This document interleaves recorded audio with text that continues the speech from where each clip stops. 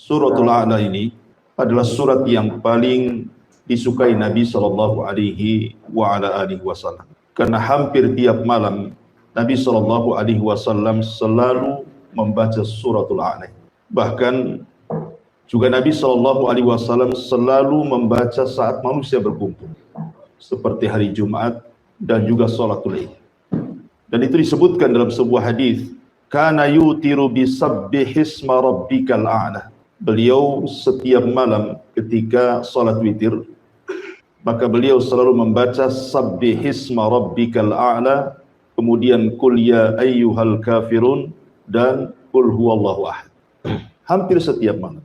Bahkan dalam surah atau dalam salat Id juga Nabi Shallallahu Alaihi Wasallam sebagian besar membaca sabbihisma rabbikal a'la dan hal ataka hadithul ghasyiyah. Bahkan Nabi Shallallahu Alaihi Wasallam juga dibiasakan membaca setiap malam itu sebelum tidur, beliau membaca tasbih. Karena permulaan surah Al-A'la ini dimulai dengan tasbih. Di sebelum tidur beliau minimalnya tasbih itu beliau merutinkan. Sampai-sampai disebutkan dalam sebuah hadis, kana la yanamu hatta yaqra al-musabbihat wa yaqulu fiha ayatun khairun min alfi ayat. Terkadang beliau sebelum tidur membaca ayat-ayat yang dimulakan dengan tasbih, seperti sabbihisma rabbikal a'la, karena padanya ada ayat yang jauh lebih baik dibandingkan 1000 ayat. Bahkan Nabi Shallallahu Alaihi Wasallam juga membaca terkadang di sholat duhur, sebagaimana hadis Jabir bin Samurah radhiyallahu an, Nabi Shallallahu Alaihi Wasallam yaqra'u fi dhuhri sabbihisma rabbikal a'la rawahu Muslim. Terkadang beliau dalam salat duhur juga membaca sabbihisma rabbikal a'la. Hadis ini dikeluarkan Al-Imam Muslim. Bahkan Nabi Shallallahu Alaihi Wasallam ketika marah kepada Mu'adz ketika dia mengimami kaumnya membaca Al-Baqarah, kemudian ada satu jemaahnya keluar karena tidak tahan dengan lamanya Mu'adz menjadi imam. Kemudian Mu'adz menyalahkan makmumnya dan mengatakan, engkau munafik. Kemudian sampailah kabar ini kepada Nabi Shallallahu Alaihi Wasallam yang dimarahi Mu'adz dan mengatakan, afattanu ya Mu'adz, apakah engkau akan membuat fitnah wahai Mu'adz?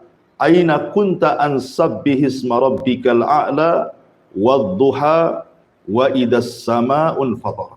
Kenapa kau tidak membaca sabbihisma rabbikal a'la saja, ataupun wadduha, ataupun idas sama'un fatar? Menunjukkan bahwa Nabi Shallallahu Alaihi Wasallam juga menganjurkan membaca sabbihisma rabbikal a'la di salat Isya, karena Mu'adz ketika itu salat Isya. Taib, dan banyak lagi hadis-hadis seputar ini. Bahkan dalam hari Jumat juga Nabi SAW dikatakan membaca sabbihisma rabbikal a'la dan hal ataka hadithul ghasyiyah yang sudah saya sebutkan. Mungkin malam ini kita akan membahas satu ayat saja, karena memang banyak pembahasannya, tentang permulaan ayat surah Al-A'la ini bercerita tentang pentingnya sebuah tasbih. Ma'asyiral muslimin yang dimuliakan Allah Subhanahu wa taala. Tasbih itu diambil dari kata-kata at-tanzih. Tasbih itu maknanya tanzih. Tanzih itu artinya membersihkan. Seolah-olah Allah mengatakan nazzih rabbaka an kulli naqsi. Bersihkan Rabbmu dari setiap kekurangan. Jadi sabbihisma rabbikal a'la artinya kita diperintahkan oleh Allah Subhanahu wa taala untuk membersihkan Rabb kita dari setiap sifat-sifat yang kurang bagi Allah Subhanahu wa taala. Makanya ada sebuah kaidah yang disebutkan para ulama, kullu sifati naqsin fil makhluqi fal khaliqu aula bitanazzuhi anha in kanat la taliqu bihi. Setiap sifat yang kurang bagi makhluk, maka bagi Khalik Allah Subhanahu wa taala lebih utama untuk ditiadakan. Kalau bagi makhluk saja sifat itu sifat kurang, maka bagi Allah Subhanahu wa taala harus lebih dibuang lagi sifat-sifat seperti itu. Kalau seandainya sifat itu tidak layak disematkan kepada Allah Subhanahu wa taala. Kenapa? Karena tidak semua sifat yang kurang bagi makhluk itu kalau diterapkan kepada Allah ikut kurang pula. Ada sifat-sifat yang kurang bagi makhluk, tapi kalau disematkan kepada Allah justru sempurna. Contoh umpamanya, di antara sifat Allah Subhanahu wa taala al-mutakabbir. Sifat Allah itu sombong. Bagi makhluk sombong ini tidak bagus. Sifat yang kurang bagi makhluk. Dan orang pun tidak suka orang sombong itu. Justru orang itu suka dengan orang yang memiliki kebalikannya, tawadhu. Kalau orang tawadhu kan orang suka. Tapi kalau orang sombong kan enggak suka. Makanya Allah Subhanahu wa taala melarang. Tidak ada makhluk selain daripada Allah Subhanahu wa taala untuk menyombongkan diri. Wala tamshi fil ardi maraha. Janganlah kalian berjalan di muka bumi ini dengan kondisi sombong. Dan nanti pada hari kiamat orang-orang yang sombong di dunia itu akan dikecilkan badannya seperti seekor semut.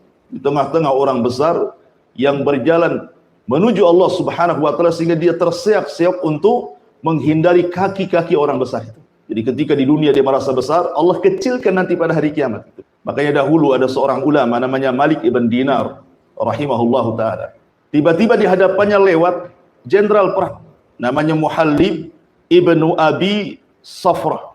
Muhallib ibn Abi Safra, seorang jenderal perang ma'ruf, ya, dikenal. Kata Malik ibn Dinar ini, karena cara jalannya Muhallib ini seolah-olah cara jalan orang yang sombong, makanya kemudian ditegur, ma hadza inna hadza mishyatu yubghiduha Allah.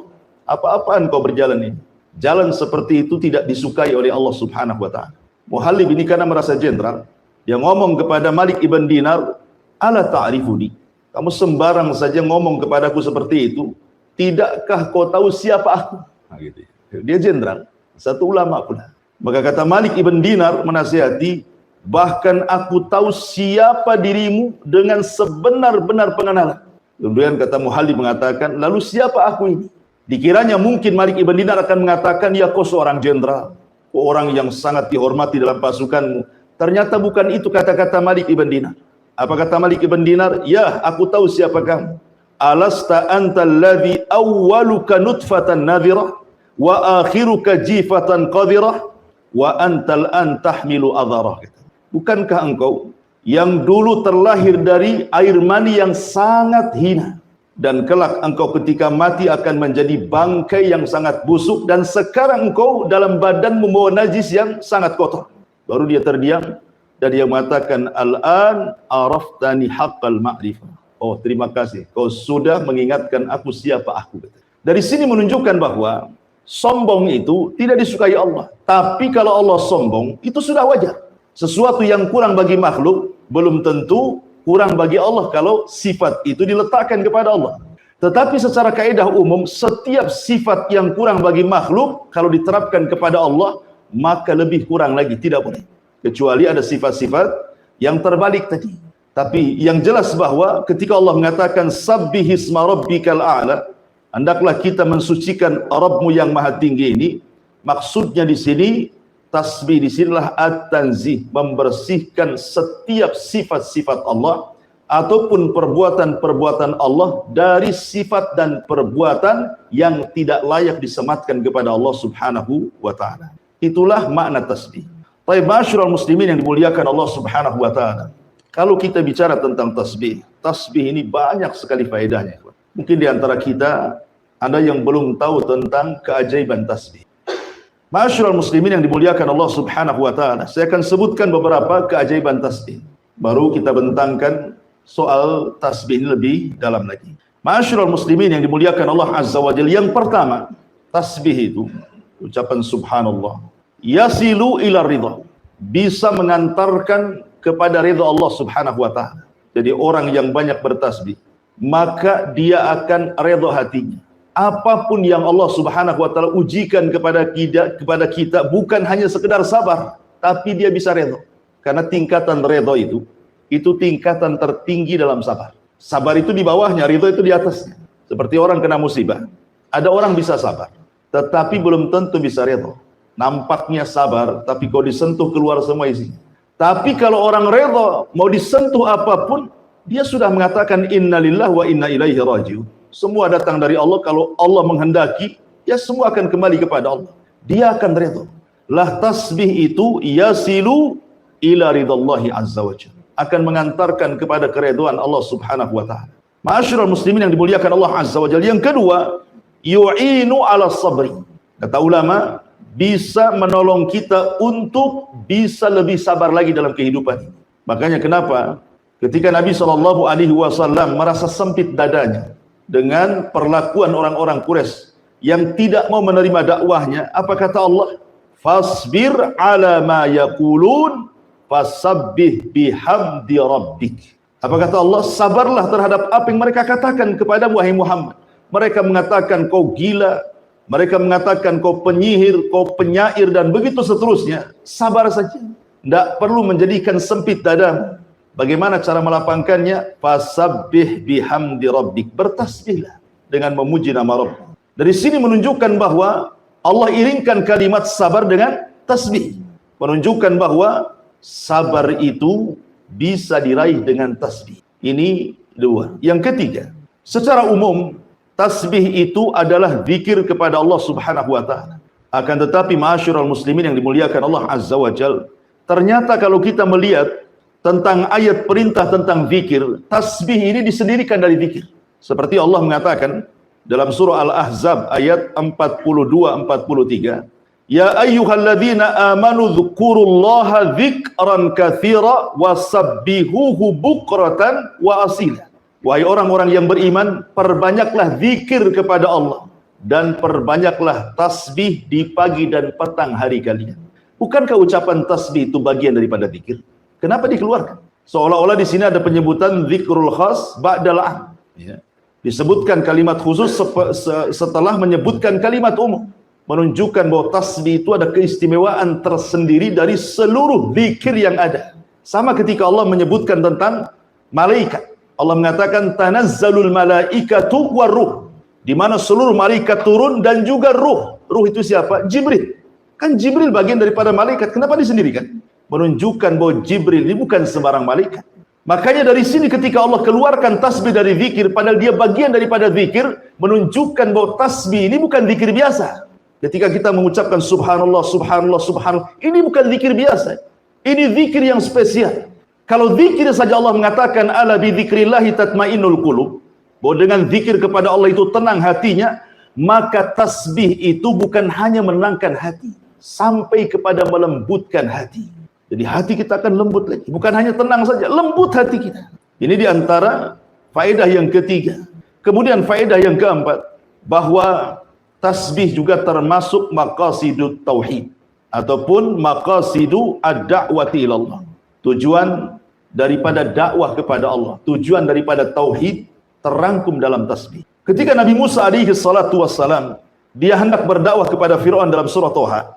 Kan Musa ini kan pelat ngomong. Dia tidak bisa ngomong fasih, Musa itu. Sementara dia punya abang namanya Harun. Harun ini fasih ngomongnya. Sehingga kemudian Musa meminta kepada Allah untuk dijadikan Harun itu wazirnya. Teman dia dalam berdakwah. Bagaimanapun kalau berdakwah berdua kan lebih ringan. Karena apalagi Harun punya keistimewaan memiliki lidah yang fasih. Tidak sebagaimana Musa, ya, lidahnya kurang fasih. Makanya kemudian Nabi Musa alaihi salatu wasallam meminta kepada Allah Subhanahu wa taala untuk dijadikan Harun sebagai wazirnya, teman dakwahnya, menterinya. Kemudian Nabi Musa menyebutkan tujuannya. Apa tujuannya? Disebutkan dalam surah Toha 33, kai nusabbihuka katsira wa nadhkuruka katsira. Supaya aku bisa lebih bertasbih kepadamu ya Rabb, dan supaya aku bisa lebih mengingatmu dengan dimasukkannya Harun dalam dakwah. Menunjukkan bahwa alasan Musa itu supaya ketika dia menggabungkan Harun kepada dakwahnya, akan lebih bisa menyukseskan dakwahnya, sehingga dia bisa banyak bertasbih kembali kepada Allah dan banyak mengingat Allah Subhanahu wa taala. Maka dari sini kata para ulama, tasbih itu termasuk maqasid at-tauhid. Kemudian yang nomor 5, tasbih ini ikhwan adalah salah satu zikir yang bisa memberatkan timbangan. Dalam sebuah hadis Nabi SAW bersabda, kalimatani khafifatani ala lisani thaqilatani fil mizani habibatani ala rahman subhanallah wa bihamdihi subhanallahil azim. Kata Nabi SAW, dua kalimat yang ringan di lisan. Dua kalimat yang ringan di lisan tapi berat dalam timbangan. Bukan hanya itu saja, dicintai Ar-Rahman Allah Subhanahu wa taala. Kemudian Rasul mengatakan, bacalah subhanallah wa bihamdi subhanallahil azim. Dulu pernah saya ceritakan, ada seorang syekh bercerita tentang seorang kakek. Kakek ini, dia orang awam. Bukan ulama, bukan thalabatul ilmi, orang awam. Tapi dia rajin ke masjid untuk sholat. Jadi suatu hari, tiba-tiba setelah sholat wajib, dia mendekati imam. Kemudian mengatakan, ya imam, ajarkan kepadaku satu ajaran yang diajarkan Nabi kepada kita. Biar aku bisa mengamalkannya.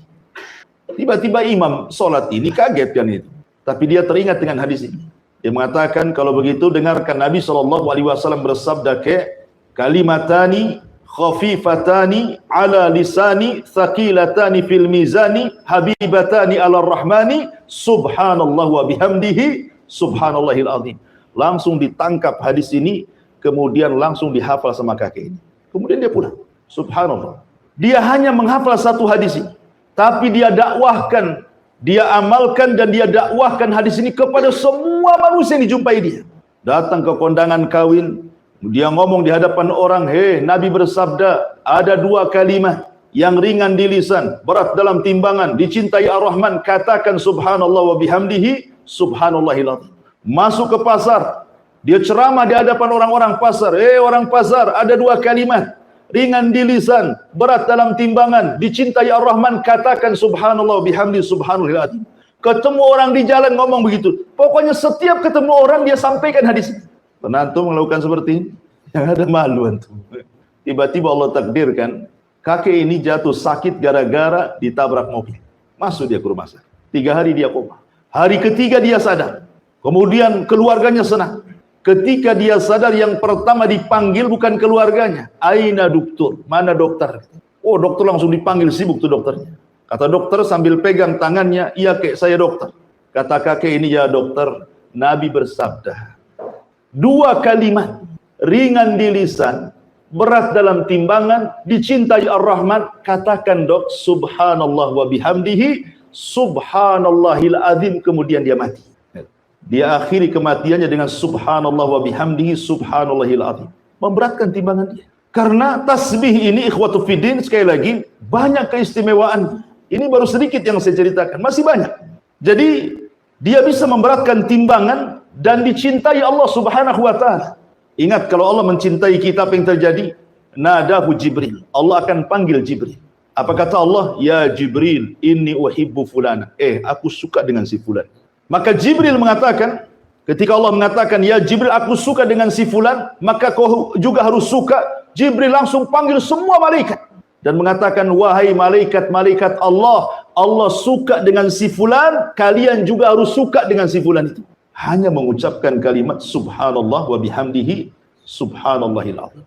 Luar biasa. Kemudian ma'asyiral muslimin yang dimuliakan Allah Azza wa Jalla, subhanallah, kalimat tasbih ini bisa menolak takdir Allah Subhanahu wa taala.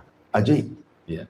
Bisa menolak takdir. Disebutkan di dalam surah Al-Anbiya ketika Allah Subhanahu wa taala bicara tentang kisah Nabi Yunus. Ketika Nabi Yunus alaihi salatu wassalam, dia lari dari kaumnya karena merasa tidak beriman dengan dakwahnya. Akhirnya dia murka, kemudian ingin mencari daerah baru. Padahal belum diizinkan Allah.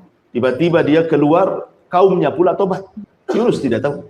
Ketika dia naik kapal, tiba-tiba kemudian kapal itu entah berantah berhenti sendiri di tengah lautan, terombang-ambing ombak. Kalau seandainya beban-beban kapal tidak diturunkan, maka akan terjungkirlah kapal itu dengan bahtera. Maka semua barang-barang dijatuhkan. Rupanya masih juga berat juga. Barang sudah tidak ada, tinggal orang. Akhirnya mereka pun saling mengundi siapa yang berhak untuk mencemplungkan dirinya supaya jangan mati semua. Maka setelah diundi, rupanya yang keluar Nabiullah Yunus. Maka orang-orang tahu siapa Yunus. Jangan kau, yang lain saja. Dikocok lagi, tapi Yunus lagi yang keluar. Akhirnya Yunus sudah tahu bahwa ini adalah sudah takdir dia. Maka Yunus pun kemudian menerjunkan diri, rupanya sudah dihantar ikan besar dan melahapnya. Dan Yunus pun harus tinggal di perut ikan dengan 3 kegelapan. Gelap malam, gelap perut ikan, dan gelap dasar lautan. Harusnya secara takdir Yunus mati. Mana bisa orang hidup di perut bumi? Oksigen dari mana?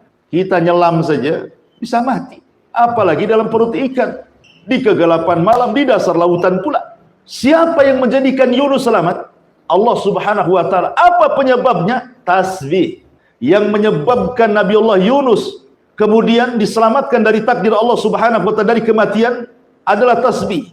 Fanada fi dhulumati alla ilaha illa anta subhanak inni kuntu minadh dhalimin. Maka Yunus pun terus berdoa kepada Allah, tidak ada sembahan yang berhak disembah kecuali Dia. Subhanak, ini tasbihnya. Maha suci Engkau ya Allah, sungguh aku termasuk orang-orang yang zalim. Makanya Allah mengatakan, kalau seandainya Yunus itu bukan termasuk ahli tasbih, la labitha fi batnihi ila yaumi yub'atsun, maka Yunus tidak akan dikeluarkan dari perut ikan itu sampai kiamat dibangkitkan. Kalau bukan karena dia ahli tasbih, bahasanya ahli tasbih, makanya dia diselamatkan. Ya, tasbih bisa menolak takdir. Bahkan kita tahu bahwa dahulu di zaman Bani Israel ada seorang nabi yang digigit oleh satu semut. Marah dia.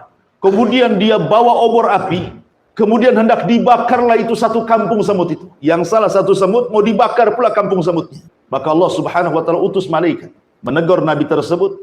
Maka kemudian malaikat ini mengatakan, "Anqarasatka namlatun ahlakta ummatan minal umami tusabbih," katanya.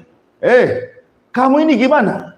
Hanya gara-gara satu semut yang menyakitimu, tiba-tiba kau mau membakar kampung semut yang mereka senantiasa bertasbih kepada Allah. Lihat bagaimana semut bertasbih.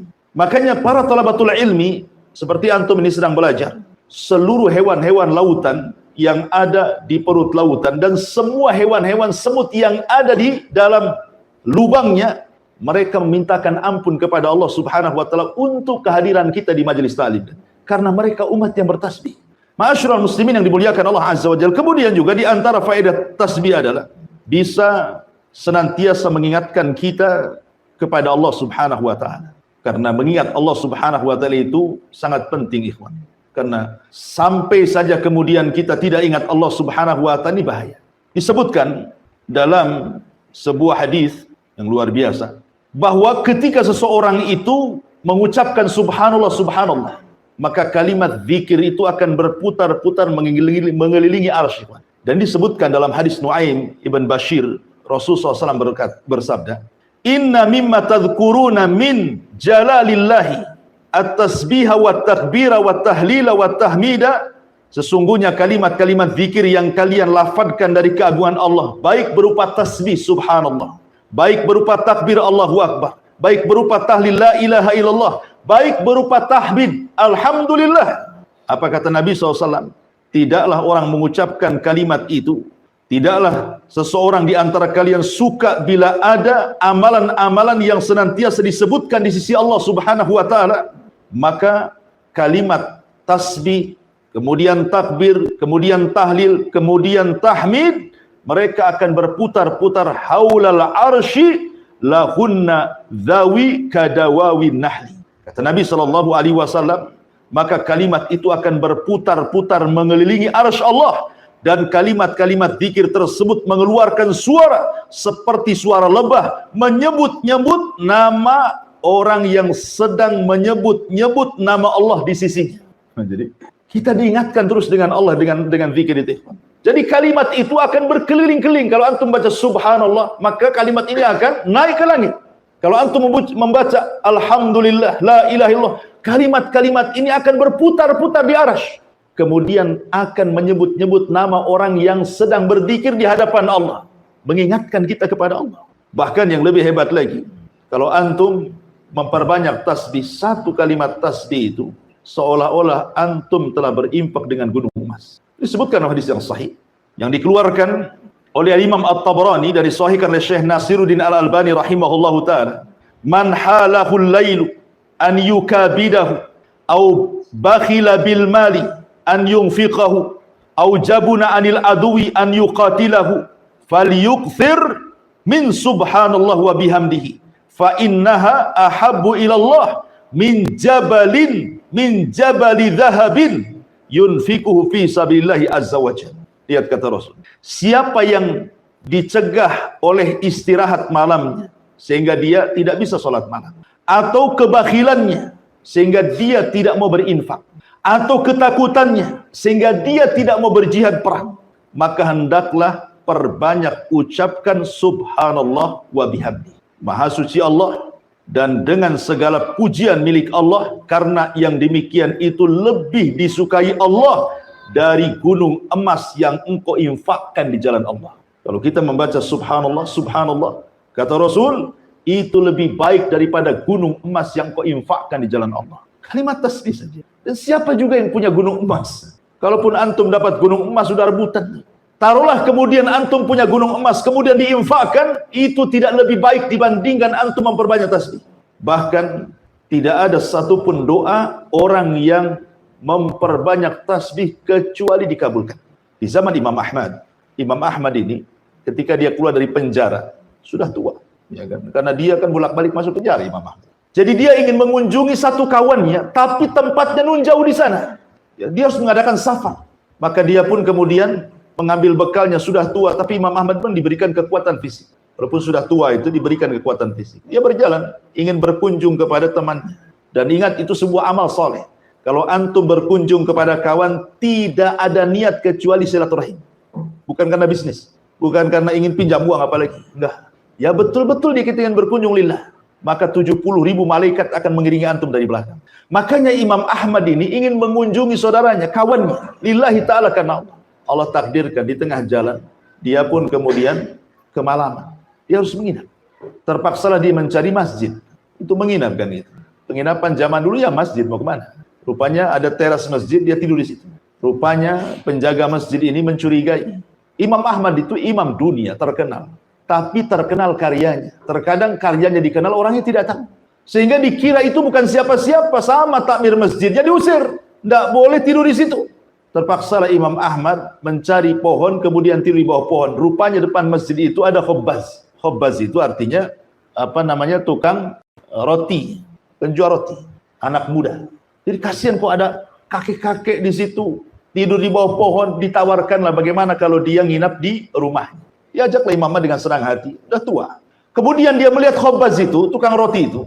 Imam Ahmad takjub, kenapa?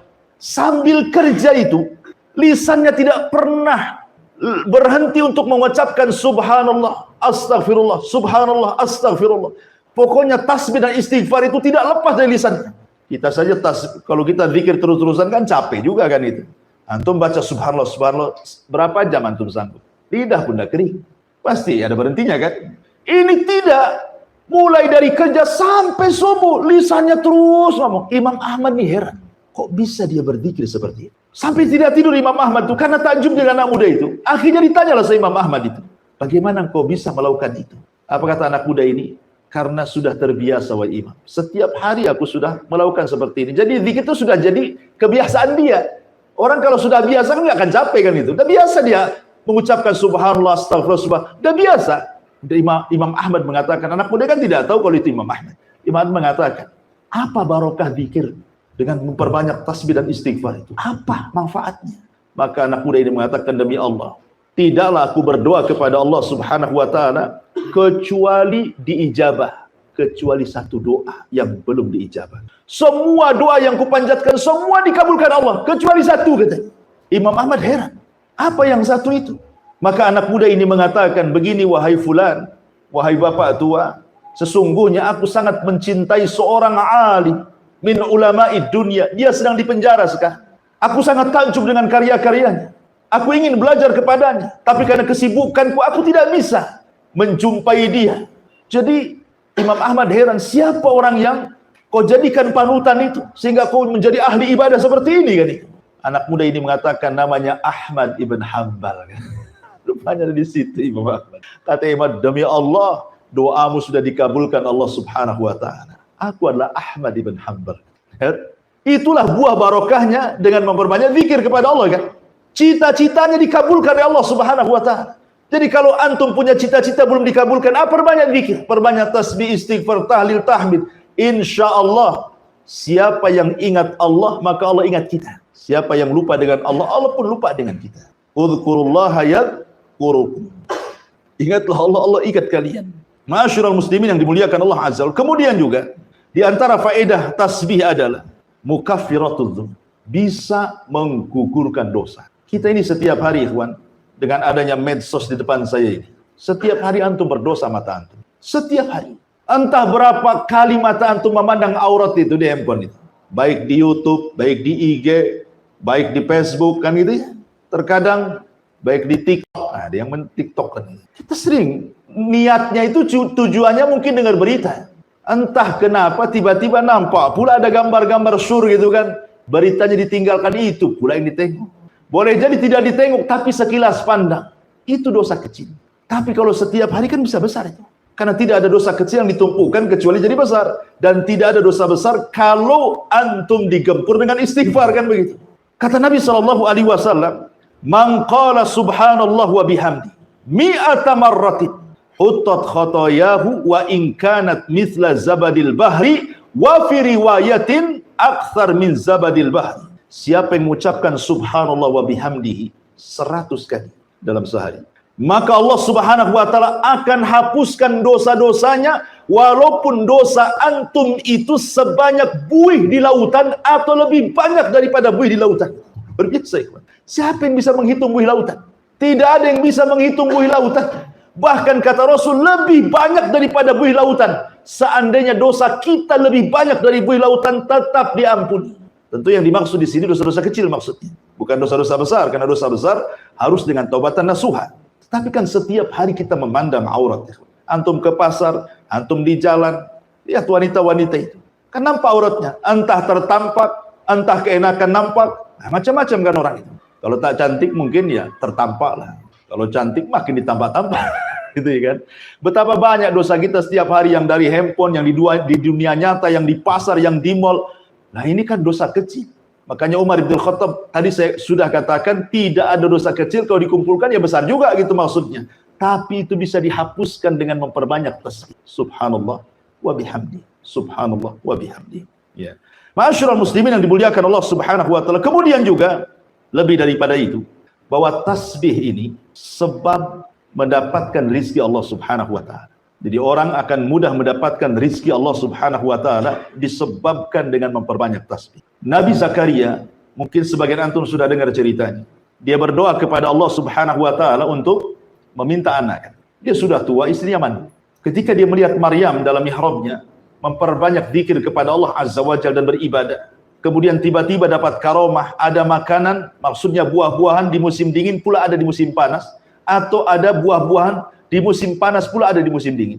Kata Zakaria, kalau ini terjadi kepada Maryam, bukan mustahil Allah pun bisa memberikan keturunan kepadaku. Akhirnya kemudian Zakaria mulai meniru Maryam. Apa itu? Memperbanyak ibadah di mihrabnya. Seraya berdoa kepada Allah agar minta diberikan keturunan. Allah kabulkan, Allah kabulkan. Kemudian ketika datang malaikat memberi kabar bahwa dia akan memiliki keturunan dengan nama yang tidak ada sebelumnya, yang diberi nama oleh dia, namanya Yahya. Zaman itu nggak ada Yahya, kecuali Zakaria saja yang memberi nama Yahya. Kalau sekarang banyak Pak Yahya, di mana-mana ada Pak Yahya. Dulu nggak ada nama Yahya kecuali putra Zakaria saja. Kemudian Nabi Zakaria mengatakan, Qala Rabbi ij'al li ayat. Ya Rabb, sekarang berikan tanda-tandanya. Kalau memang aku akan punya turunan. Seperti apa tanda-tandanya? Maka Allah mengatakan, qala ayatuka alla tukalliman nas salasata ayyamin illa ramza. Tandanya kalau istrimu hamil, maka tiba-tiba kau akan bisu. Kau tidak akan bisa ngomong selama 3 hari. Kau hanya bisa mengisyaratkan dengan mata, dengan telinga, dengan dahi, dengan tulisan. Pokoknya kau akan susah ngomong. Kalau engkau kemudian merasa susah bicara dan itu selama 3 hari, itu istrimu lagi hamil. Itu tandanya. Kemudian di ujung ayat Allah katakan apa? Wadhkur rabbaka katsira wasabbih bil ashiyyi wal ibkar. Maka ingatlah terus Rabbmu dan banyak-banyaklah bertasbih di waktu pagi dan petang. Kata ulama tafsir, di antara sebab dikabulkannya Nabi Zakaria punya keturunan karena dia memperbanyak tasbih dan zikir. Ya. Ini rizki. Sesuatu yang mustahil bagi kita kan? Rupanya mungkin pula bagi Allah Subhanahu wa taala. Dengan apa? Ya tadi memperbanyak zikir, terutama tasbih. Dan itu juga dijelaskan dalam nasihat Nuh alaihi salatu wassalam. Suatu ketika Nuh sebelum wafat, itu kan mengumpulkan putra-putranya. Dikumpulkan putra-putranya. Kemudian Nuh mengatakan kepada anak-anaknya, aku wasiatkan kepada kalian dengan 4 perkara. Yang 2 kuperintahkan, yang 2 kularang. Adapun yang 2 kuperintahkan, jangan lupa dengan kalimat la ilaha illallah. Sebab kalau seandainya kalimat itu ditimbang di satu neraca kemudian 7 lapis langit dan 7 lapis bumi ditimbang di neraca satunya, maka la ilaha illallah jauh lebih berat dibandingkan langit dan bumi. Ini satu. Kemudian yang kedua, kata Nuh alaihi salatu wassalam, yang pertama la ilaha illallah, kemudian menjelaskan tentang keutamaannya. Kemudian yang kedua, wa subhanallah wa bihamdi. Wasiat yang kedua kata Nuh, jangan lupa membaca subhanallah wa bihamdi. Apa faedahnya kata Nuh? Fa innaha salatu kulli syai'in wa biha yurzaqul khalqu. Kata Nuh alaihi salatu wassalam bahwa ucapan subhanallah wa bihamdi adalah doa setiap makhluk yang Allah ciptakan. Dan dengan sebab itulah makhluk diberikan rizki Allah. Dengan subhanallah wa bihamdi itu, sebab itulah Allah kasih rizki. Karena tasbih ini ikhwan, semua bertasbih. Nanti saya akan sebutkan dalil-dalilnya. Malaikat bertasbih, lautan bertasbih, semut bertasbih, bahkan petir juga bertasbih. Semua yang diciptakan Allah itu semua bertasbih. Kita masih menjelaskan keutamanya dulu. Ma'asyiral muslimin yang dimuliakan Allah Subhanahu wa taala. Kemudian juga selain juga diberikan rezeki oleh Allah Subhanahu wa taala, tasbih itu bisa menghilangkan keperitan dunia, ikhwan. Siapa di antara kita yang tidak pernah terkena masalah? Pasti di antara kita banyak masalah. Ada yang karena hutang dia masalah, kan itu. Ada yang karena keluarga, mungkin masalah dengan pasangan, mungkin masalah dengan anak-anak, ya kan? Mungkin masalah di kantor, mungkin masalah di jalan. Masalah itu tidak akan ada hentinya. Selesai ini, datang yang lain. Karena memang dunia ini tempat ujian. Tetapi, bagaimana solusinya supaya kita keluar daripada masalah itu? Maka, di antaranya adalah dengan cara bertasbih kepada Allah Subhanahu wa taala. Tadi saya jelaskan dalilnya. Ketika Nabi SAW ditimpa masalah yang luar biasa dari kaumnya, walaqad na'lamu annaka yadhiqu sadruka bima yaqulun, kata Allah, fasabbih bihamdi rabbika wa kun minas sajidin. Dan sungguh kami tahu dadamu menyempit wahai Muhammad karena ucapan orang-orang kafir itu. Tetapi perbanyak tasbih dengan memuji Rabbmu dan teruslah kau sujud kepada Allah. Perintah yang pertama kepada Rasul sebelum disuruh untuk memperbanyak sujud apa? Tasbih dulu kan. Suruh memperbanyak tasbih supaya lapang dadamu. Apa yang diucapkan mereka itu nanti akan menjadi sebuah kelapangan. Terkadang kan ada orang yang mungkin disakiti orang dengan ucapannya, itu dendamnya 7 turunan. Ada orang itu kan begitu, disakiti, digibah, difitnah, sudah kayaknya dunia ini kelam begini. Tetapi supaya kita dikeluarkan dari itu, perbanyak tasbih. Ini salah satu manfaat tasbih. Makanya kata Abdurrahman As-Sa'di dalam kitabnya Tafsir As-Sa'di, ketika beliau memberikan catatan kepada ayat ini, apa kata beliau? Akthir min dzikrillah wa tasbihihi wa tahmidihi was salati fa inna dzalika yuwassi'u sadra. Perbanyak oleh kamu zikir kepada Allah, kemudian bertasbih, bertahmid dan salat, dan itu bisa melapangkan dada kita. Ma'asyiral muslimin yang dimuliakan Allah Azza wa Jalla. Kemudian juga tasbih ini adalah ucapan yang paling dicintai Allah Subhanahu wa taala. Tasbih ini adalah ucapan yang paling dicintai Allah Subhanahu wa taala. Disebutkan dalam hadis Abi Dzar radhiyallahu an. Nabi SAW pernah ditanya, ayyul kalami afdal? Rasul, kalimat yang paling afdal itu apa? Yang diucapkan manusia. Maka Nabi SAW mengatakan, inna ahabbal kalam ilallah subhanallah wa bihamdi. Sesungguhnya tidak ada ucapan yang lebih dicintai Allah melebihi antum mengucapkan subhanallah wa bihamdi. Itu ucapan yang paling dicintai Allah Subhanahu wa taala. Ikhwan, orang kalau cinta itu pasti dengan memperbanyak penyebutannya kan. Kalau antum cinta istri, nggak akan disebut tuh istri tetangga. Nggak akan disebut. Yang disebut ya istri antum saja karena antum cinta. Kalau ada antum berdua ngomong sama kawan atau bertiga, kemudian memuji istrinya, pasti antum, enggak, istri saya lebih pandai. Karena cinta. Artinya orang cinta itu man ahabba syai'an aktsara dzikrah. Siapa yang mencintai sesuatu pasti akan memperbanyak untuk menyebut-nyebut sesuatu itu. Karena di mata orang yang sedang jatuh cinta, tidak ada orang lain kecuali dia. Ingat kisah Laila Majnun? Ya kan? Yang sudah saya ceritakan. Jadi ada seorang wanita namanya Laila. Wanita cantik. Jatuh cinta dengan si Majnun. Majnun ini, namanya Majnun gila. Saking cintanya jadi gila. Dia hendak melamar, ditolak. Diusir. Akhirnya dia pergi ke hutan. Sampai di hutan kelaparan. Kemudian dia berburu kijang, menjangan. Dipanah sama dia. Kemudian kena pula kakinya, robohlah kijang itu. Kemudian didekati. Ketika mau diambil pisau dan mau digorok, ditatap pula mata kijang itu. Kata dia, subhanallah, mata Kijang kok sama dengan mata Laila. Dilepas Kijang itu. Itulah makanya Majnun itu. Lihat, orang cinta itu bisa jadi gila, lapar padahal dia. Bisa loh dilepas. Makanya sejak itulah disebut Majnun. Makanya ada Laila Majnun. Itulah Majnun, gila itu. Ya, udah lapar-lapar, kena pula dilepas gara-gara mata Kijang yang mirip dengan mata Laila. Itulah orang cinta kayak gitu, ikhwan. Mabok dia. Ma'asyiral muslimin yang dimuliakan Allah Azza wa Jalla. Jadi kalau orang cinta dengan Allah, maka perbanyak zikir dengan Allah. Dan tidak ada kalimat yang paling dicintai Allah kecuali subhanallah wa bihamdi, kata Rasulullah. Inna ahabbal kalam ilallahi subhanallah wa bihamdi, kata Rasul. Sesungguhnya tidak ada kalimat yang paling dicintai Allah kecuali subhanallah wa bihamdi. Ma'asyiral muslimin yang dimuliakan Allah Subhanahu wa taala.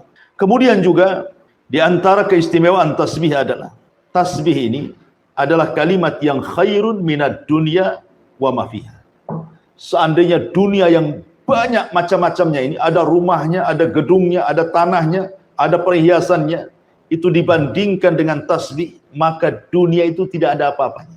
Nabi SAW mengatakan dalam sebuah hadis yang diriwayatkan oleh Abi Hurairah radhiyallahu anhu dari Nabi SAW, seandainya la an aqula subhanallah wa bihamdi, seandainya aku mengucapkan subhanallah walhamdulillah wala ilaha illallah Allahu akbar, kata Rasul, seandainya aku katakan subhanallah walhamdulillah wala ilaha illallah Allahu akbar, ahabbu ilayya mimma tala'at alaihi syamsu, lebih baik bagiku dibandingkan cahaya matahari. Cahaya matahari ini cahaya yang bisa menerangi bumi, kawan.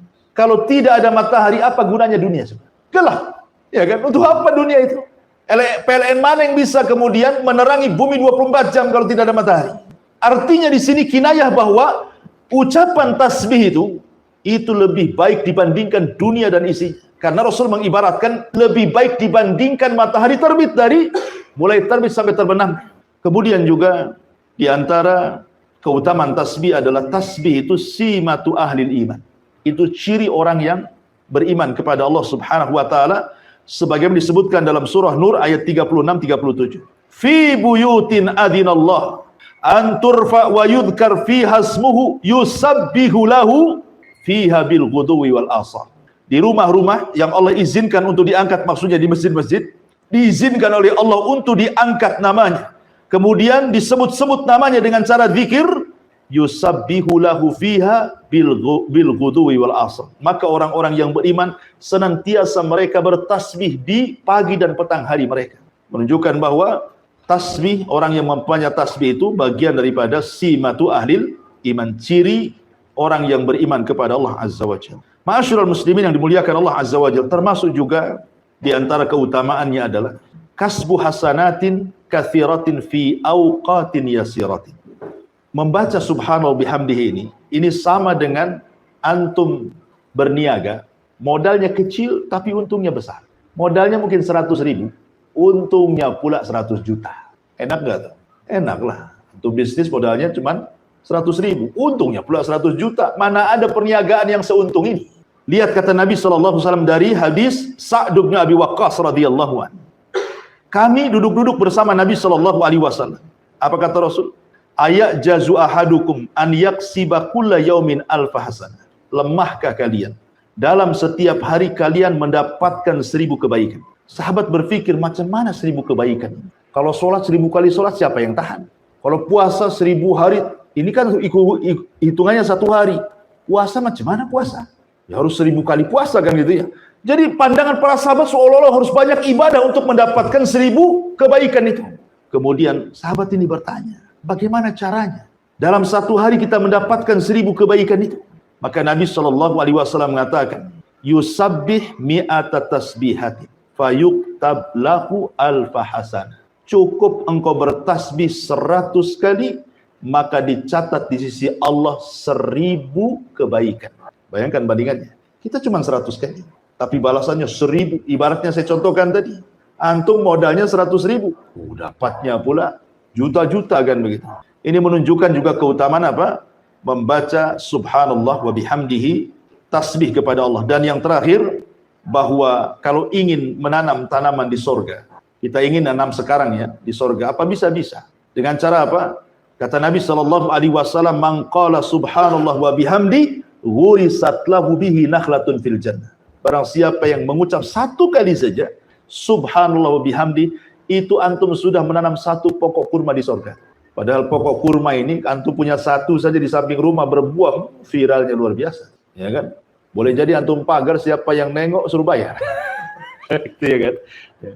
Itu satu pokok kurma berbuah lagi. Ini kurma sorga, jangan dibandingkan dengan kurma dunia. Jadi kalau kita ingin bercocok ladang di sorga itu, perbanyak zikir. Karena itu girasnya. Cara menanamnya itu dengan cara zikir. Kita akan diberikan tanaman macam-macam tuh, ya, di sorga kelak, dan semua bermanfaat bagi kita. Ma'asyiral muslimin yang dimuliakan Allah Azza wa Jalla, ini di antara keutamaan tasbih. Baik. Tasbih ini juga diajarkan oleh Nabi SAW dalam beberapa tempat yang harus kita baca. Seperti contohnya dalam solat saja. Dalam iftitah solat itu ada juga lafaz yang diajarkan Nabi SAW, subhanakallahumma wa bihamdika wa tabarakasmuka wa ta'ala jadduka wa la ilaha ghairuka. Itu salah satu juga doa iftitah kan. Selain Allahumma ba'id baini wa baina khotoyaya kan. Wajjahtu wajhali alladzi fataras samawati wal ardh, atau yang lainnya. Lah salah satunya adalah subhanakallahumma wa bihamdika wa tabarakasmuka wa ta'ala jadduka wa la ilaha ghairuka. Di sini Allah memulai, Rasul mengajarkan dengan membacakan satu tasbih di permulaannya. Subhanakallahumma, maha suci engkau ya Allah. Kemudian juga dibaca ketika inda qiraati ayatin fiha tanzihullah. Bahkan disunahkan kalau ada orang membaca Al-Quran, umpamanya sabbihisma rabbikal a'la ini, ya. Ada orang baca di samping kita sabbihisma rabbikal a'la, maka Rasul menyunahkan apa? Subhanallah. Jadi kalau ada orang baca di samping kita, baca Quran ya, pas yang dibaca itu ayat tasbih, nah, kita juga menjawab dengan subhanallah, maha suci engkau, ya. Kemudian juga tasbih juga digunakan dalam sholat itu ketika kesalahan imam. Apabila imam salah kan, nah, maka bagi laki-laki membaca tasbih, bagi perempuan cukup dengan tepukan tangan seperti ini, ya kan? Tapi kalau laki-laki subhanallah. Kemudian juga ruku dan sujud jelas. Dalam ruku subhana rabbiyal azim, dalam sujud subhana rabbiyal a'la. Kemudian juga Nabi SAW bertasbih setiap selesai sholat. Di antara zikir-zikir yang diajarkan, bertasbih 33 kali kan? Bertahmid 33 kali, kemudian takbir 33 kali, digenapkan dengan la ilaha illallah jadi 100. Jadi tasbih juga dibaca dalam rangka zikir setelah sholat. Kemudian juga tasbih kita baca ketika kita mendengar suara petir. Kalau ada kilat, ada petir, hujan lebat gitu ya. Kemudian nampak kilat, kemudian ada petir yang menyambar gitu ya, menggelegar, maka disunahkan membaca apa? Subhanallah. Kemudian juga ketika takjub, ya, ketika takjub juga sama. Ketika takjub antum melihat, pamannya ada antum jalan kemana gitu, nengok pemandangan kok indah sekali, maka antum disunahkan mengucapkan subhanallah. Kemudian juga ketika ditunjukkan kepadanya azamatullah, keagungan Allah Subhanahu wa taala. Ada anak ini cerdas sekali, padahal masih kecil, hafal Quran, ya kan? Ini luar biasa, ini kan keagungan Allah namanya kan? Nah, kita katakan subhanallah, anak ini kok bisa seperti itu? Ya, ini juga disunahkan membaca subhanallah. Termasuk juga subhanallah dibaca ketika sebelum tidur. Berapa kali? 33 kali. Sebagaimana nasihat Nabi SAW kepada Ali radhiyallahu dan Fatimah kan? Ketika Fatimah meminta pembantu kepada Nabi SAW, ketika itu Rasul kan baru pulang dari perang, dapat pula tawanan budak. Lah Fatimah ingin minta satu, karena dia lelah. Dia cari kayu sendiri, dia masak sendiri, pokoknya lelah, anak pula banyak gitu ya. Dia ingin pembantu. Tapi Rasul mengatakan, wahai Fatimah, wahai Ali, maukah ku ajarkan beberapa kalimat, baca sebelum tidurmu, itu lebih baik daripada pembantu. Kemudian kata Rasul, tasbihlah 33 kali. Tahmidlah 33 kali, takbirlah 34 kali. Baru kau tidur. Itu lebih baik dibandingkan engkau mendapatkan pembantu. Nah, coba antum praktekkan ke istri antum. Kalau istri antum kelelahan, bang, cari pembantu. Sini. Nabi ngomong, ada kalimat lebih baik dibandingkan pembantu. Milih mana? Kira-kira milih mana? Milih dua-duanya banget. Gitu. Kemudian juga disunahkan ketika intibah minan naum. Ketika seseorang terbangun dari tidur juga disunahkan membaca subhanallah. Kemudian juga disebutkan juga ketika al-istiwa ala al-markub. Antum naik di atas kendaraan, Antum baca subhanallah. Bahkan ketika antum berjalan di kendaraan, kalau menanjak antum disuruh takbir, Allahu Akbar. Ya. Kalau nurun disuruh tasbih, subhanallah. Semua maha suci Allah subhanahu wa ta'ala. Termasuk juga indal kusuf, indal qarab, ya, ketika sholat gerhana, ketika sedang banyak kesulitan, tadi sudah saya jelaskan. Termasuk juga selesainya majelis ta'lim. Apa doanya? Subhanakallahumma bihamdika asyhadu an la ilaha illa anta astaghfiruka wa atubu ilaik. Wassalamualaikum warahmatullahi wabarakatuh. Enggak, belum selesai. Ya. Jadi intinya bahwa itu juga termasuk disuruh tasbih. Ya. Setelah antum baca majelis, tasbih. Justru dengan tasbih itu, karena kita tidak tahu, mungkin kalau antum begini kan tidak aktif ya, pasif saja ngomong. Tapi kalau antum berkumpul di luar, ngobrol di warung, ya, berempat, berlima gitu, kan saut-sautan. Terkadang kan ada kumpul itu dalam rangka rapat, dalam rangka main-main saja, dalam rangka kumpul-kumpul. Terkadang adalah kalimat-kalimat itu yang menyinggung. Kita tidak tahu, entah ketika ngobrol itu gibain orang, ya, tahu-tahu menghina orang. Makanya supaya antum keluar dari majelis itu tidak punya dosa, nah itulah ada namanya kafaratul majlis. Maka disebut kafarah. Kafarah itu untuk menghilangkan dosa di majelis itu. Karena kalau orang sudah bermajelis itu macam-macam omongannya di situ kan. Entah tidak sadar ngomongin orang, menghina orang, entah yang di situ pula tersinggung kan. Maka sebelum pergi baca ya kafaratul majlis supaya keluar itu sebagaimana masuk yang tidak punya dosa. Jangan pula masuk tak punya dosa, keluar pula banyak dosa gitu maksudnya. Makanya ada namanya kafaratul majlis. Lah kafaratul majlis itu salah satu kandungannya adalah tasbih. Karena dimulai dengan tasbih itu.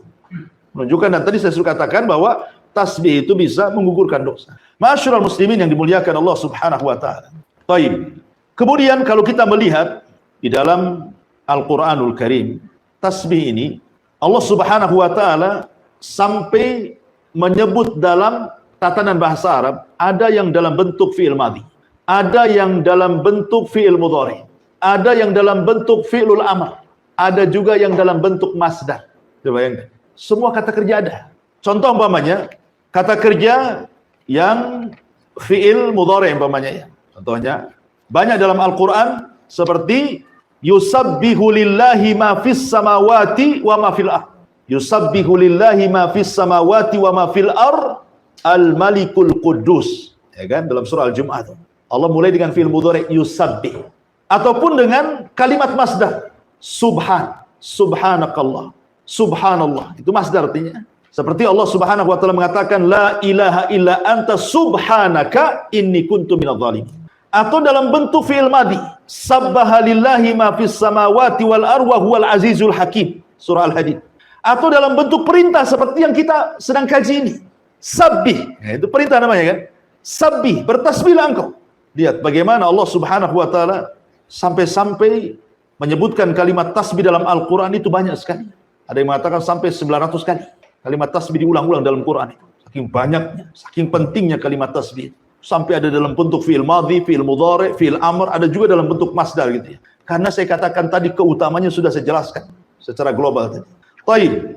Kalau kita melihat tentang alam semesta ini, bagaimana Allah Subhanahu wa taala menjelaskan bahwa semua makhluk itu bertasbih kepada Allah. Allah bertasbih untuk dirinya. Sebagaimana Allah mengatakan dalam surah As-Saffat ayat 180, Subhana rabbika rabbil izzati amma yasifun. Di sini Allah bertasbih kepada dirinya sendiri. Ya. Kemudian para malaikat bertasbih. Yusabbihuna al-laila wan nahara la yafturun. Malaikat itu bertasbih siang dan malam, tidak bosan. Jadi tasbih itu ucapan malaikat. Zikirnya malaikat setiap hari. Siang malam tidak berhenti. Kemudian juga tasbih juga adalah ucapan para nabi. Seperti umpamanya Nabi Musa ketika meminta untuk melihat Allah. Apa kata Musa? Angdur ilaika ya Rabb. Tolong tampakkan wajahmu kepadaku ya Rabb. Apa kata Allah? Lantarani. Kau enggak bisa melihat wahai Musa. Tapi kalau kau maksa, lihat gunung itu. Fasaufa kalau engkau melihat gunung itu tidak bergempa, maksudnya diam saja, tidak hancur, fasaufa tarani, engkau akan melihat. Falamma tajalla rabbuhu lil jabali ja'alahu dakka. Allah katakan ketika Allah betul-betul menampakkan kepada gunung Sainai itu, hancur gunung batu itu. Fasara Musa sa'iqam. Musa pun terpental kemudian pingsan. Setelah dia bangun, apa kata Musa? tubtu ilaika. Musa mengatakan, subhanaka tubtu ilaika. Maha suci engkau ya Rabb, aku taubat kepadamu. Gak akan minta lagi untuk engkau tampakkan kepada aku. Lihat, Musa menyebut subhanak. Begitu juga tadi kisahnya Nabi Yunus kan? La ilaha illa anta subhanaka inni kuntu mina zalimin. Itu zikirnya para nabi. Tasbih itu zikirnya para nabi. Zikirnya para rasul. Termasuk juga gunung-gunung, termasuk juga binatang-binatang, burung-burung, semua bertasbih kepada Allah. Dan itu Allah mengatakan, wasakharna ma'a Daud al-jibala yusabbihna wa tayra. Dan kami tundukkan kepada Daud gunung-gunung yang bertasbih dan juga burung-burung yang bertasbih. Kemudian juga Allah Subhanahu wa taala menjelaskan tentang tasbihnya ar-ra'du. Petir kilat itu bertasbih. Wa yusabbihu ar-ra'du bihamdi. Dan petir itu bertasbih kepada Allah dengan senantiasa memujinya. Bahkan penduduk sorga juga bertasbih. Da'wahum fiha subhanakallahumma. Ini penduduk sorga mengatakan subhanakallahumma, bertasbih. Termasuk juga semua yang diciptakan Allah bertasbih. Dan itu Allah mengatakan sabbaha lillahi ma fis samawati wa ma fil ard. Semua yang ada di langit, semua yang ada di bumi bertasbih. Kalau orang senantiasa bertasbih, orang itu tidak mungkin melakukan kemaksiatan. Bumi yang kita pijak bertasbih. Kita pula di atas bumi bertasbih. Jadi kalau seandainya Allah perdengarkan nih, semua makhluk itu, ayam sedang bertasbih, kemudian kodok sedang bertasbih, kambing bertasbih, peliharaan antum lah, kucing-kucing itu bertasbih, maka antum akan dengar suara mereka membacakan subhanallah. Kalau diperdengarkan itu. Karena secara umum, Allah Subhanahu wa taala mengatakan, wa im min kulli syai'in illa yusabbihuna bihamdi walakin la tafqahuna tasbihahum. Segala sesuatu itu bertasbih, tapi kau tak paham tasbih mereka, kata Allah. Jadi semua makhluk ini bertasbih, menunjukkan bahwa tasbih ini luar biasa. Baik, kita masuk pada pembahasan. Ini tadi mukadimah, ya, tapi kita sudah ngantuk. Ini pembahasannya di sini. Jadi kalimat tasbih itu, apa yang ditasbih? Apa yang ditanzi? Apa yang dibersihkan sebenarnya? Membersihkan Allah dari apa? Sehingga demikian hebatnya kalimat tasbih itu. Apa yang dibersihkan dari Allah Subhanahu wa taala? Pertama, secara bahasa, tasbih itu diambil dari as-sabhu. Sabhu itu, antum pernah dengar bahasa as-sibahah. Kalau orang berenang, dalam bahasa Arab disebut sibahah. Itu renang. Jadi, sabhu itu artinya taharrak, gerak. Kalau disebut sabbaha fil ma, artinya dia sedang renang. Kalau sabbaha fil hawa, artinya dia sedang terbang. Kalau sabbaha fil ardi, artinya dia sedang masya, berjalan. Jadi sabbaha itu artinya gerak, bergerak. Ketika lisan kita bergerak-gerak dan isinya adalah tanzihulillah, berusaha membersihkan Allah dari setiap sifat-sifat yang kurang, berarti kita sedang bertasbih. Ya, menggerakkan kalimat subhanallah, subhanallah, subhanallah, begitu maksud. Dan membersihkan Allah itu dari 4 perkara. Kenapa kita harus bertasbih? Karena ada 4 perkara yang harus kita bersihkan dari Allah. Pertama, membersihkan zatnya. Kita bersihkan Allah secara zatnya dari setiap sifat yang tidak layak untuk disematkan kepada Allah. Dari setiap sifat yang tidak layak disematkan kepada Allah, maka kita bersihkan. Ini satu. Yang kedua, kita bersihkan secara baik secara zatnya, yaitu zatnya ya. Kemudian yang kedua sifatnya. Kemudian yang ketiga nama-namanya. Dari apa? Jangan sampai kita memberi nama yang bukan nama Allah. Nanti kalau antum berdoa nggak akan dikabulkan. Seperti antum mau perlu dengan saya. Nama saya kan Abu Humairah. Antum panggil pula Abu Hurairah. Abu Hurairah, saya nggak akan nengok. Nama saya bukan Abu Hurairah, nama saya Abu Humairah. Kan itu. Itu manusia kalau dipanggil bukan namanya aja nggak nengok tuh. Sekarang antum manggil-manggil Allah, antum salah manggil, maka ini akan bermasalah. Karena nama-nama Allah itu tauqifiyah, ikhwan, terima jadi.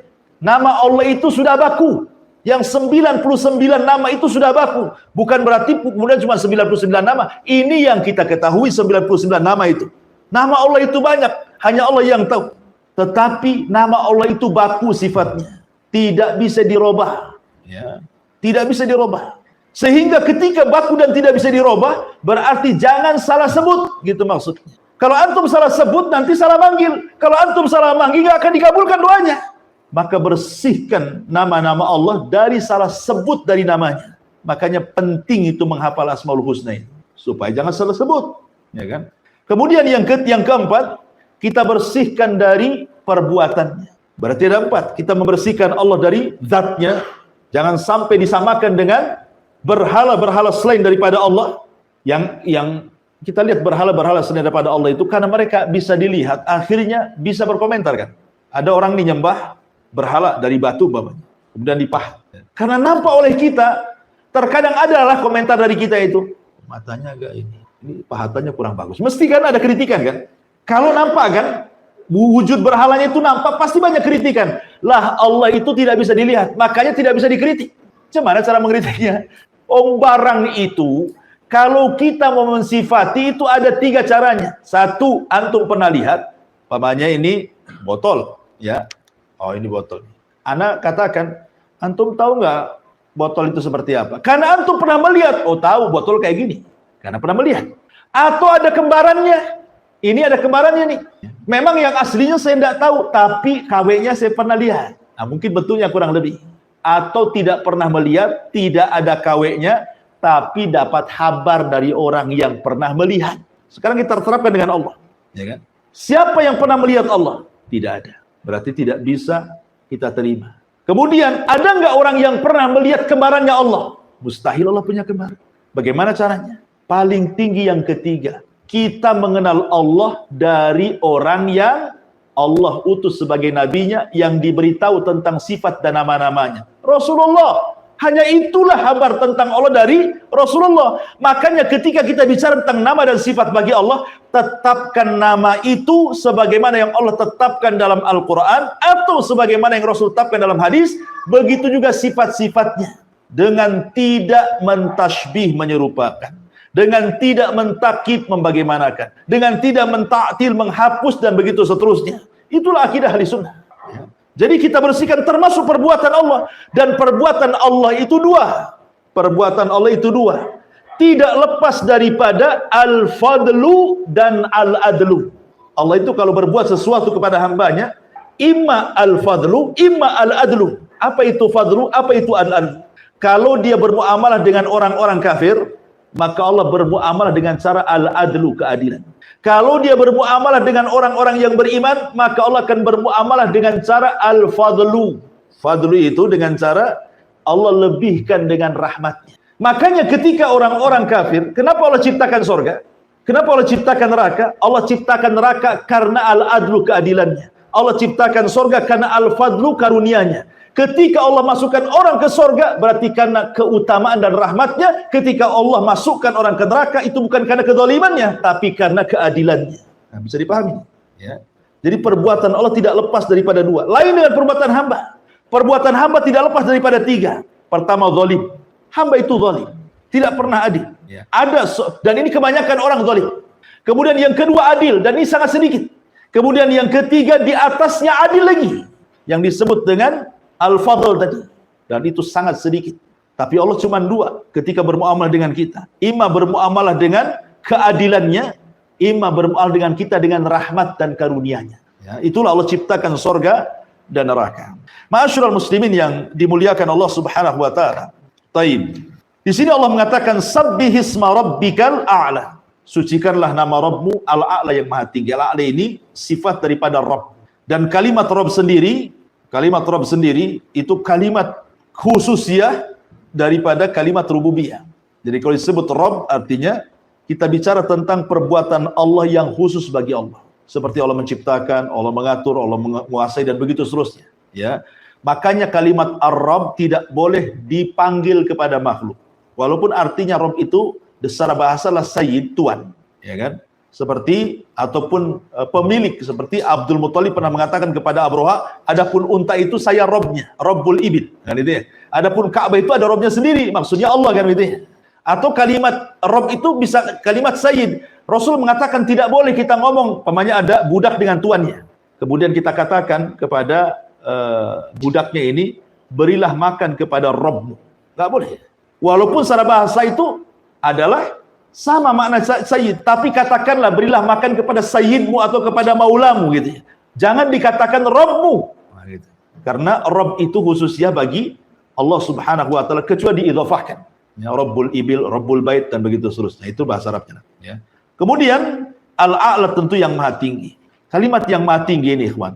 Dan ini kita tetapkan bahwa Allah Subhanahu wa taala itu ulu di atas ketinggian. Lalu apa yang dimaksud ketinggian itu? Maksudnya yang pertama, Allah maha tinggi itu maha tinggi secara zat wal makana. Secara zatnya Allah itu di atas ketinggian. Ar-Rahman 'alal arsis tawa. Allah itu di atas ketinggian. Yang kedua, tinggi di sini maksudnya tinggi al-qadar, kemuliaannya. Maksudnya kemuliaan ini tidak ada yang semisal dengan Allah Subhanahu wa taala. Laisa kamitsli syai'un wa huwas samiul basir. Kemudian yang ketiga, tinggi qaharnya. Apa qahar itu? Tidak ada yang dapat mengalahkan Allah. Semua bergerak dengan izin Allah. Kemudian yang terakhir, ya, tinggi nama dan sifatnya. Tidak ada yang lebih tinggi dibandingkan sifat-sifat Allah dan nama-namanya. Disinilah kemudian kita tinggikan Allah Subhanahu Rabbiyal A'la. Makanya kenapa ketika kita membaca A'la ini dalam posisi kita rendah. Serendah-rendahnya orang ketika sholat dalam posisi apa? Sujud. Ya. Apa yang dibaca? Tidak Subhana Rabbiyal Azim, tapi Subhana Rabbiyal A'la. Bahwa kita ini rendah, Allah itu tinggi. Dalam posisi kita serendah-rendahnya dalam posisi sujud, kita katakan Rabbiyal A'la. Ya. Ada orang yang mengingkari bahwa Allah itu tidak di atas. Kelompok Jahmiyah. Sampai mengganti lafaz Subhana Rabbiyal A'la menjadi Subhana Rabbiyal Asfal. Saya lupa namanya. Ada yang mengatakan Jahm ibn Safwan, seorang tokoh Jahmiyah.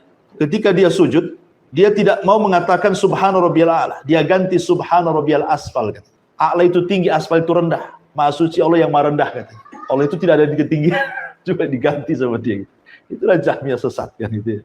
Intinya masyarul muslimin yang dimuliakan Allah Azza wa Jalla, dengan melihat mata antum sudah redup gitu kan. Saya pun sudah soak suaranya. Saya kira sampai di sini satu ayat saja kita kaji tafsir di malam ini, mudah-mudahan ada manfaatnya. Akhirnya kita tutup dengan doa kafaratul majlis. Subhanakallah bihamdika asyhadu an la ilaha illa anta astaghfiruka wa atubu ilaik. Allahu ta'ala. Assalamualaikum warahmatullahi wabarakatuh.